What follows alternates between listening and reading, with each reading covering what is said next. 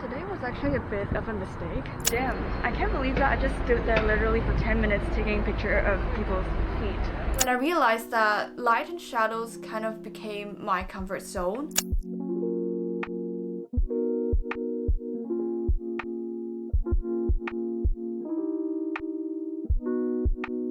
Hello photographer, welcome back to my channel. It's Belinda and this is where we talk all about photography, from inspiration to camera techniques to editing skills so that you could take better photos. This week we're back on the streets of London, and this time I'm gonna bring you guys to an area called Brixton, which is towards the south of the city of London. This area has a very different vibe from what I've been able to show you guys previously in my videos. It's known as a very down-to-earth residential part of the city, which has strong African and Caribbean ties. Because I put myself in an area that's so different from what I'm used to, the images that result indeed turn out quite different from what I'm expecting as well. So this session was pretty much an experiment for myself, though I'm really happy that I still found some photos that are worthy of sharing with you guys. It's experimental in a sense that it's still street photography that you're seeing, but the intentions, the approaches, and the types of subject that I decided to capture are quite different from what I'm used to doing, as you shall see in just a second. So without further ado, let's dive right into it. I was just randomly walking past this front garden area of an estate, but a yellow bike caught my eye. To be exact, it was an orange plastic wrap on the bike seat, and the fact that there was another spare wrap hung on the shrubs next to it, which drew my eye. I do think sunset rays do give colors a different quality. The way in which the yellow is put against the green made me want to photograph. Today was actually a bit of a mistake, because what I originally intended to do was to get out early in the afternoon, catch the afternoon sun, and do some usual light and shadow thing that I'm always used to doing on this channel, but being super bad at my geography, I got lost, and that's why I ended up stranded in the middle of nowhere. That also means I have missed the afternoon sun. I'm gonna try to make still the most out of it, and so let's see what we'll find.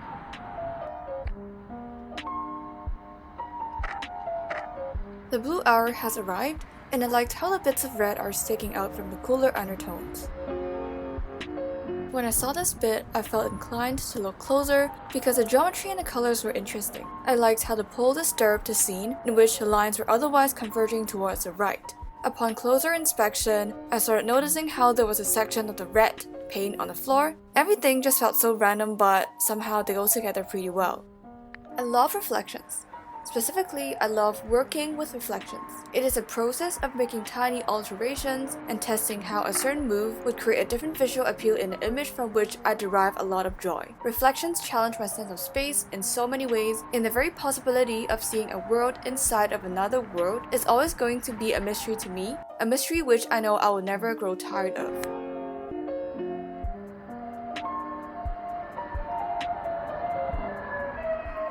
All of a sudden, it occurred to me, seeing the blooming flowers in a field, that spring is here. Though the next thing I noticed was the red bin. Sorry for ruining it for you, but this place deserves an Instagram story because of the bin.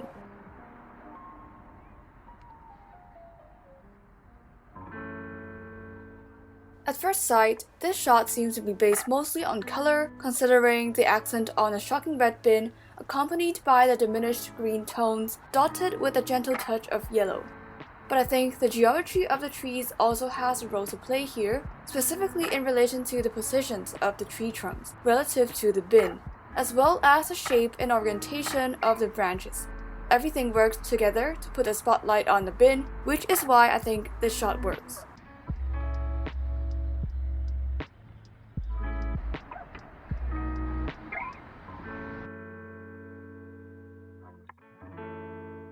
From afar, I saw this cute little open area, which isn't quite a park, and yet it seems to be a result of deliberate design. There are planted greens providing shades over seats, and two pieces of colored rocks as decoration. I felt like each group was allocated a tree for their comfort, which is an incredibly beautiful scene. Immediately to my right, there was this playfully shaped tree. Its crooked, slant trunk provides a perfect subframe. I then saw that there were two guys talking behind the tree, with their feet sticking out from below the leaves. This could make for a fun shot, I thought to myself, though ideally I would have to wait till these guys left and wait for a more interesting person to come along. So I waited for them to finish talking because the way they were standing just wasn't very inspiring, and while I waited, I observed that potentially I might want to go for a single subject walking right into the middle of this tip created by the leaves. So after what felt like forever, they were finally done and they left. I started clicking while people walked past from behind the tree so as to try out different combinations and see what works best. In the end, I chose this one.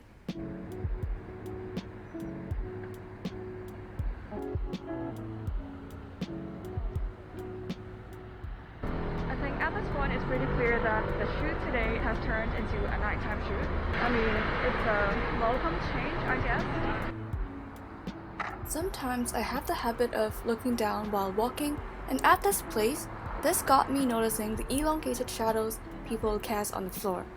The light was mainly coming from the street lamp at the back, which provided for a pretty low light source relative to the height of the average person. So this worked really well to create elongated shadows, which is also at the same time short enough to fit into my frame. I took some shots while people walked past and started noticing that the other ambient lights were also creating shadows apart from the main light, especially in the far end. The result was that people could cast multiple shadows of varying shades of gray, well, no pun intended, while some of them overlapped. I knew this was something worth waiting for, plus the weather was warm enough for this to be possible, and so I ended up with this shot.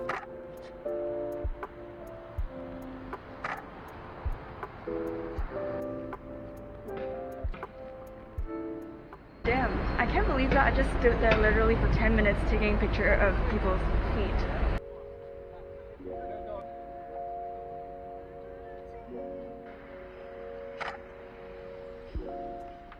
I was about to call it a day when I suddenly came across this scene of a bare tree casting a spooky shadow on the wall of this Tesco store. And it was actually a great base to build on, especially because people were going in and out of the store, so there's easily a human element that can be incorporated into the shot. I waited for a person to appear in the window, coinciding with that of a shadow from a person outside the store. When I was about to pack up for real, yet again I came across this and had absolutely no excuse not to create some shots out of it. Obviously, I would want the reflections on the car, but when it comes to cars, because of the curvature of its surfaces, the shape of the reflection isn't always straightforward. What you get really depends on where you position your camera, and it is going to be different every single time. So I moved myself back and forth and tried to find out the spot that would give me the most strands of reflected light on the car I possibly could get. After reviewing my shots, I went with this one.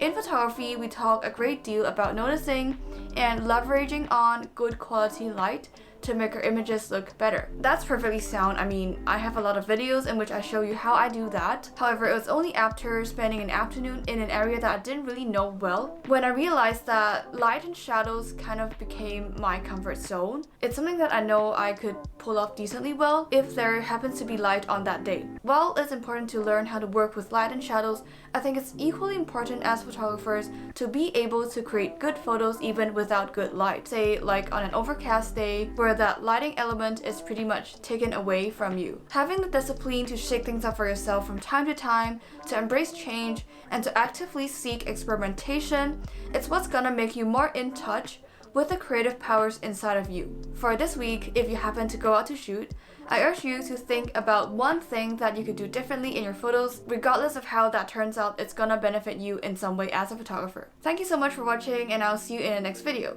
Bye!